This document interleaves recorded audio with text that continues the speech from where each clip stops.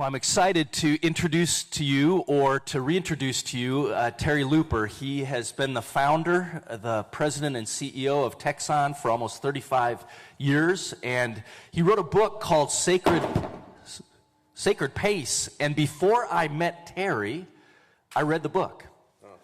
And we want to get into the book, and he has offered anybody who wants a book afterwards for you to take a book. But before we get into the interview, I wanted to start with 3 scriptures from the book. So could you turn to the first one, please?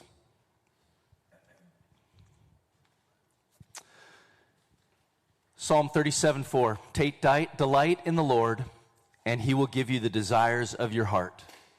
Second, Proverbs 3:5-6. Trust in the Lord with all your heart, and do not rely on your own insight. In all your ways acknowledge him, and he will make straight your paths. And finally, from the New Testament, Romans 12:1-2. I appeal to you, therefore, brothers and sisters, by the mercies of God, to present your bodies as a living sacrifice, holy and acceptable to God, which is your spiritual worship. Do not be conformed to this world, but be transformed by the renewing of your minds, so that you may discern what is the will of God, what is good and acceptable and perfect. In this book by Terry Looper called Sacred Pace, 4 Steps to Hearing God and Aligning Yourself with His Will, he starts in a very interesting way. Let me just set this up. In the foreword by James Watt, former U.S. Secretary of the Interior, it says this: Terry Looper may be the most successful business person you've never heard of. Many of you have heard of him in this room. But among his achievements, by his mid-30s, he'd already surpassed his financial dreams. The leading of the Lord, and at great risk, after a terrifying personal crisis, he started a niche energy commodities marketing company with a determination to do 2 things differently. He would hold a 40-hour work week, and he would emphasize customer service over numbers by setting no sales goals. Both approaches are still in place today, 30-plus years later. That company, Texon, has been one of Houston's top 5 private revenue producers, an industry leader in customer retention, was selected as a best place to work by Houston Chronicle. Terry was named an Ernst & Young Gulf Coast Region Entrepreneur of the Year, gives away 50% of everything he makes, and has been doing that since 1998. He's a devoted Christian, mentor, family man. And then there's some other things. Here's how he starts, though. 35 years ago, now 38 years ago, my life in the fast lane came to a screeching halt. Everything I thought I knew about who I was and what mattered most came crashing down on me. That season was the worst thing I'd ever experienced and the best thing that could have happened for my future. So Terry, 38 years ago, people from the outside saw what? A successful business person. Explain that in your family. And then what was going on inside that was all falling apart? The best interviewers just tee it up for you. So start talking. Well, it was a great introduction. Thank you.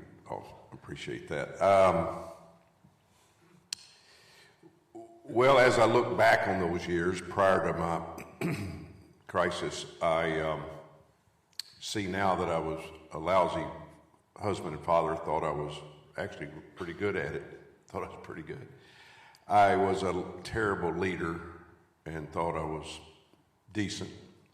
I was a huge people pleaser. I dare to say bigger people pleaser than anyone in this audience. I'm now a recovering people pleaser. So it's still not easy for me, but I know the consequence if I'm not direct and honest of what I need to say. And then I was also an overachiever. I found out through therapy that it was to try to get my parents' attention and get their approval. And so it was a fast lane. It was when I was home, I wasn't home. I was thinking about a deal, how to make money. I didn't invest in my children. I mean, I thought I was a good father. I was home a decent amount and tried to go to their baseball or softball and gymnastics and all that. But the truth is, my mind was never where it should have been. So you were present but not present. Absolutely, yeah. And deceived myself about how I was a decent husband and father. So I helped start a company as the number 2 person, as an energy marketing company, and earned some sweat equity. And then about a year and a half in, 2 years in, it was the first chance I ever had to make a lot of money. Whether I was going to or not, I didn't know, but I started getting dizzy. And I went to a doctor, and he said it's stress. And I said, well, I never heard of dizziness causing stress. He said, well, give me some of those pills that, mask it. He said, no, he wouldn't do that. I thought everybody get those. Anyway, fortunately, I think the Lord had a hand on that, and he didn't give me anything. So the dizziness, you could function. It wasn't like an equilibrium issue. It was just and then my brain started getting fuzzy, and then I got to where I couldn't make big decisions, and then I got to where I couldn't even make little decisions. So I was home on a Saturday morning, and my brain just kind of quit. It quit thinking. I knew where I was. I knew who I was with, my wife and my 2 daughters, but it would not engage in any relevant decision process. Wow. And I thought I was having a nervous breakdown. I thought I was losing my mind. And so Doris took me to the bedroom, shut the door and shut the curtains, and left me alone. And I thought I was losing my most prized possession, my brain. And so I just prayed. Prior to that, I'd been a deacon, went to Sunday school, went to church regularly. I was getting ready to be installed as an elder, or ordained as an elder. And so I just prayed to the Lord. I said, I'd lost control of my life, and so I'd like to give you control. And my brain started recovering. I started recovering, went to a psychologist, found out I'd burned out. He said it was a light case. I said, not in my books. So he gave me a book to read, and I read it, and he said, and I told him I was doing great. I was back to normal. He said, great, well, we'll see you. And I said, well, wait a minute. The book said in there it'll happen again. He said, oh, yeah, it will. I went, not on my watch. That was too scary. And he said, oh, well, that's a different deal. That's a lot of work. And so we stayed in the therapy and did a lot of work and worked hard at my so-called insecurities, demons, whatever, to pull out of me. And I found out I had been born again that morning on on my knees. I did. Actually, it took me a year to realize I was born again, because I thought I was a Christian. But I have looked back on that and realized I had the faith of a 6-year-old with Santa Claus. He was very real to me, like a kid. Santa Claus is very real to a 6-year-old. He really trusts and believes. And if he's a middle class, upper middle class, he's kind of going to get what he wants. And so that's my relationship with, I didn't get what I wanted, but the point was I was telling him, I had it backwards. I was telling him what to do, like a 6-year-old telling Santa Claus what to bring. So that started a complete reversal of allowing him to let's try the reverse of where he could be God rather than me trying to be. So instead of you trying to control God, that was your Christianity, you surrendered and let God try to work and control through you. Yeah. Which is a very different operation. It's half my life ago, and it's been a lot better half, I'll say that. So you'd made enough money after those deals where you really didn't have to work. Right. But if you were going to work again, you didn't want to work the way you worked before, because that would have just produced another burnout cycle and another burnout cycle. And so over a period of 3 to 5 years, according to the book, and therapy and talking to your wife and kids, you discovered and committed to a 4-step process that if you ever went into work again, you would do things differently. Can you explain the 4 steps and briefly what each of the 4 mean to you. Yeah, the 4 steps, which I call Sacred Pace, the name of the book. And as he said, during this 4-year window, I thought about being a youth minister. I thought about all kinds of things. And a pastor, I was associate pastor at my church, said, Terry, the only thing I ever see lights your eyes up is business. And I was a deal junkie. I love business. I love deals. And he said, I think you should go back in business. And I said, well, I'm worried I'll go back to my old ways. And so that led a process of death, so to speak, to me saying, okay, then if I'm called to start a business, then I started with this 40-hour week max and totally trusting the Lord and no metric sales goals, which I'd studied enough to kind of feel like they were false gods. So anyway, over 20 years, I didn't realize that process had taught me a way to discern God's will, because I told him on the 40 hours a week and no sales goals, that was the stupidest idea I'd ever heard of.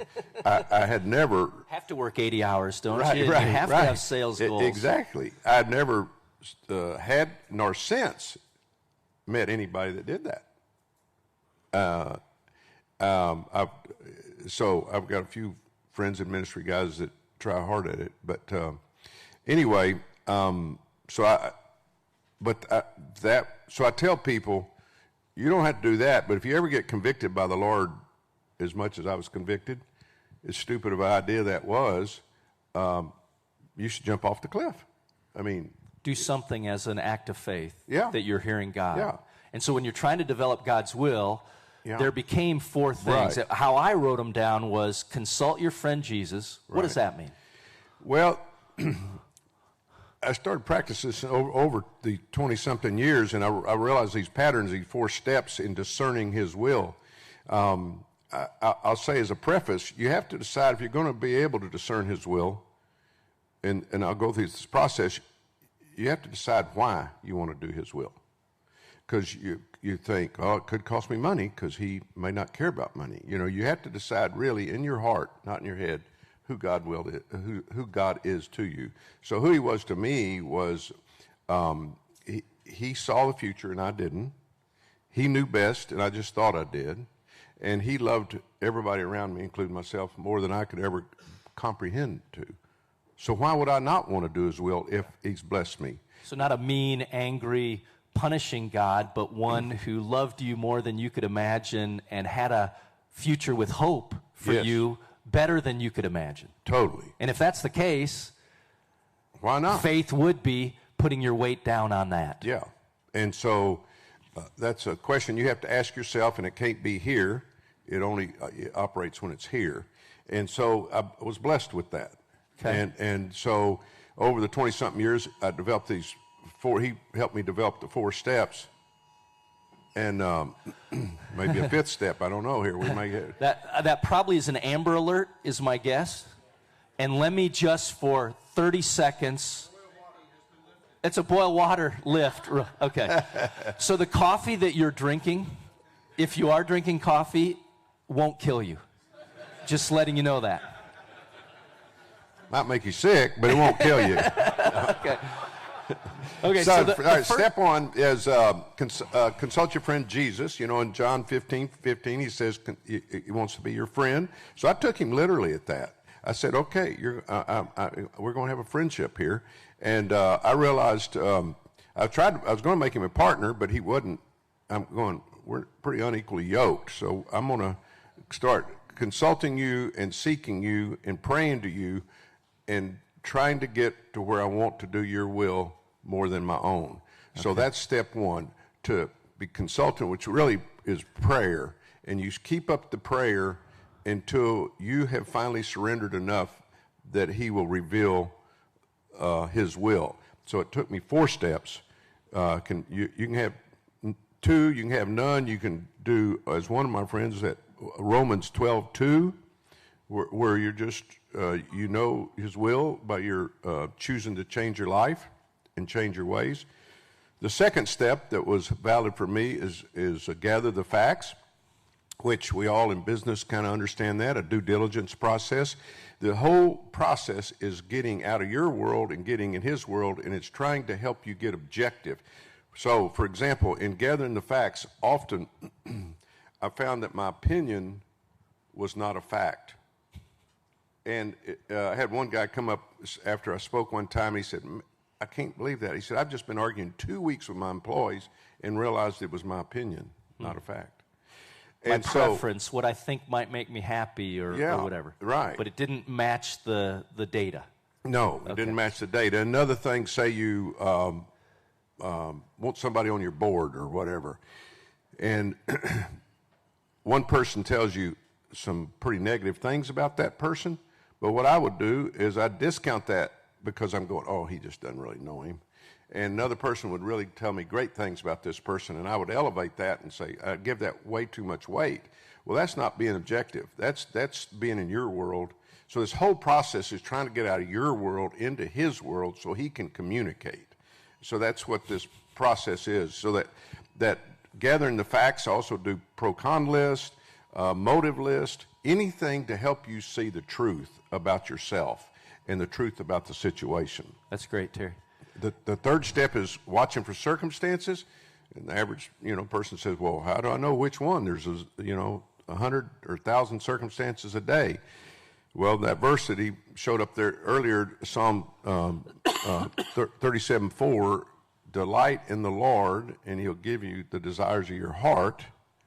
You think about it, the God of the universe, if you delight in him, he'll give you the desires of your heart.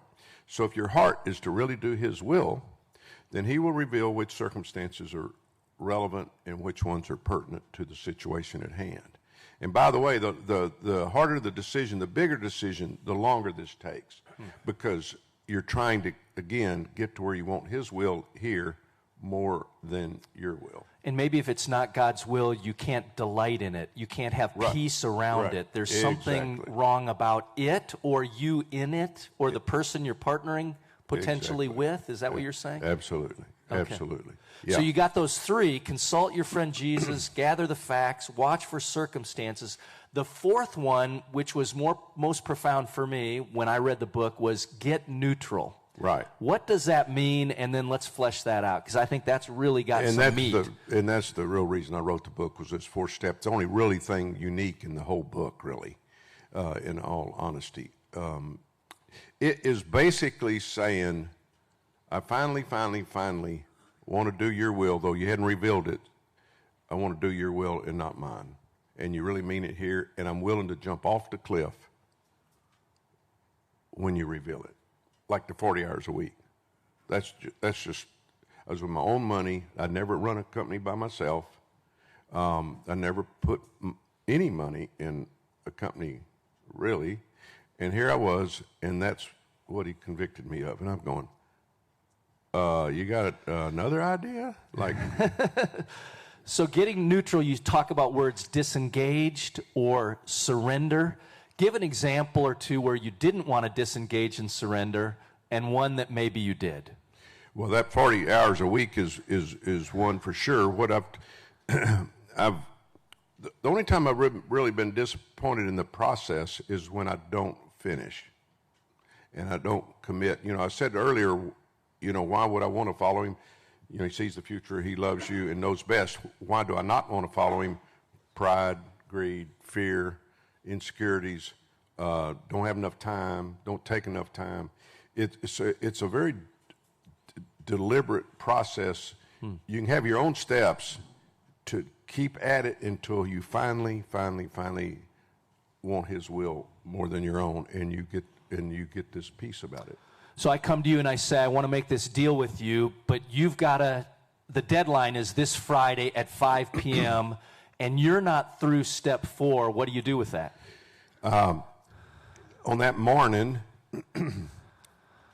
because I haven't died to self enough is another way of saying it, I get up that morning and I did that, this big master limited partner company, public company, and we were going to partner a propane terminal in the Northeast. And that very thing happened to me, and I got up that morning and They were going to put up all the capital, and we were going to do all the effort. And I got up that morning. I didn't have peace. I just didn't have peace.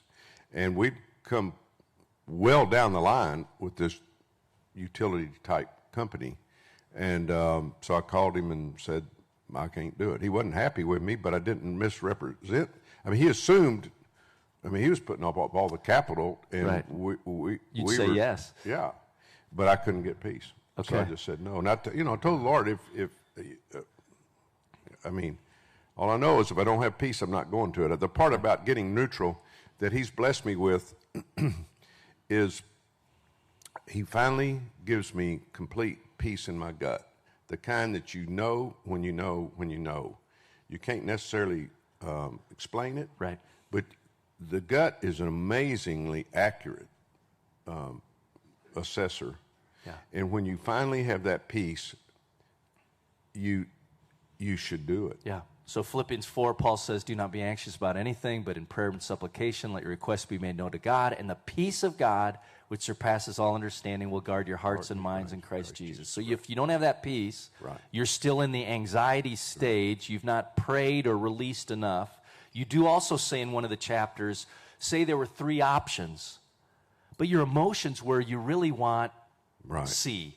Maybe there's A, B, C, D, but you're invested in C. Right. Until you get to a place where it could be A, and I'm happy with that if that's your will, God, or it could be B, and I'm happy with that if that's your will, God. It could be D, I'm happy with that if that's your will, God. It could be C, happy with that if that's your will, God.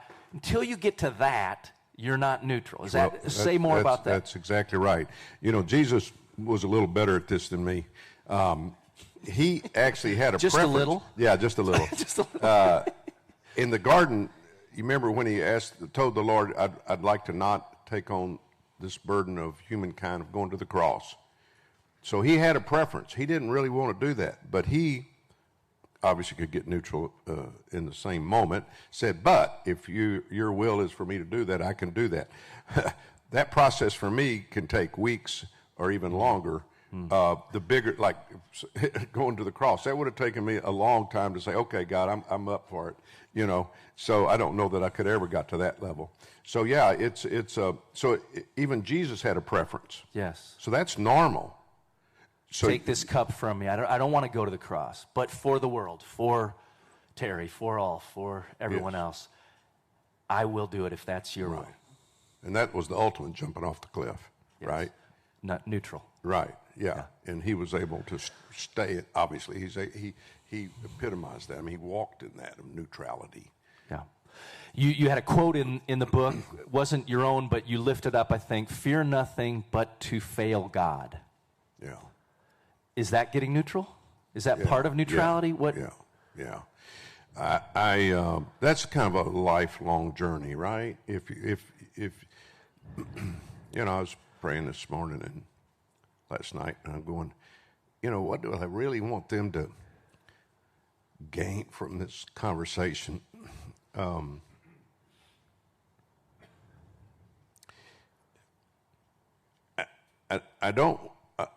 not trying to convey that for you to be this model Christian or model person. I'm trying to convey that he kind of stands for love and joy and hope. I mean, you take the fruit of the Spirit of love. The fruit of the Spirit, we kind of dash by, but when you really are walking with Him and really surrendering, you're not only receiving but conveying more of the fruit of the Spirit, which is love and joy and peace and patience and gentleness and kindness and faithfulness, self-control. I mean, which one of those do we not want and not convey?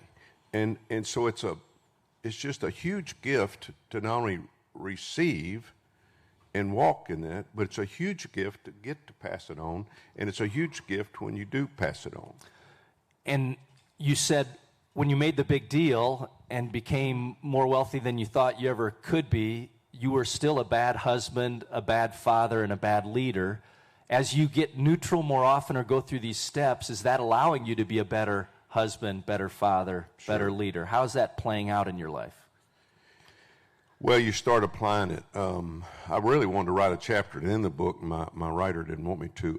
Of you start applying it throughout your life, in everyday life, with who you talk to, who you work with, who you, your family, your friends. Even before you go into a meeting, am I neutral? Am I open? Am I willing? Like when I prayed, when I come up here, am I like? My assistant was going to send him a list of questions. It either got lost or she didn't get them sent. And so I was sitting there at the chair. I said, well, Lord, I don't really know what he's going to ask me. And I guess the Holy Spirit will cause me, rather than me have some preset answers, will cause me to be more open and neutral. I got to be available to whatever questions he asks. And hopefully the Holy Spirit will allow people to hear what he wants it to hear. You have a concept in the book, but then as we've talked, you've fleshed it out for me more, which might be surprising to most people. You say, maybe I talk a little bit about the gift of pain. I've actually talked to my agent, a gentleman that's become a friend of mine, and the writer about writing a book on pain, and they said nobody will read it. I mean, they've told me that for a couple of years. Nobody will read it. If it's got the word pain on the front, nobody will read it. So I'm going, well, okay, whatever. But, the pain of burnout was probably the most pain I've ever experienced in my life. Everybody's had their own different pains.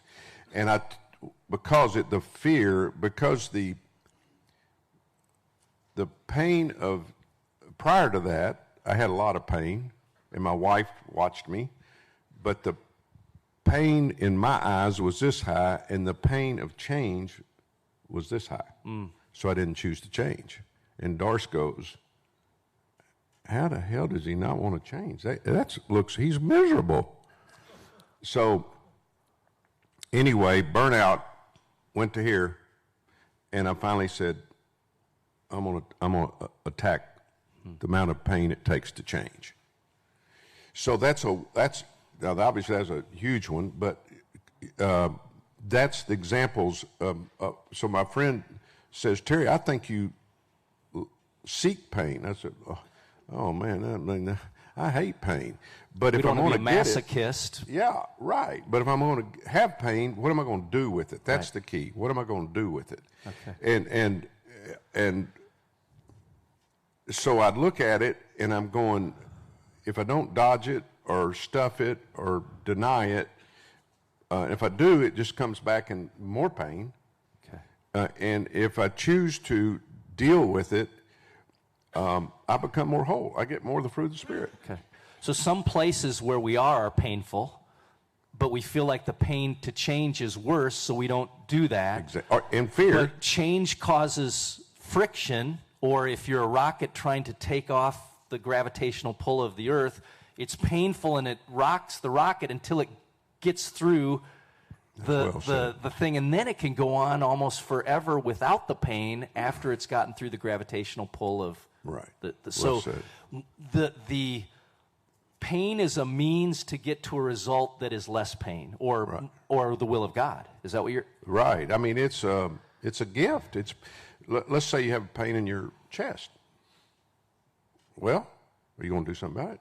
No, I'm busy today. I'll go next month. Maybe you'll get there, and maybe you won't. Or if you got pain in your chest, you going to go to the doctor today, or you going to put it off? So I mean, I've still got pain in my life that I have chosen not yet to pursue. So it's a lifelong journey. It's what am I going to do about what?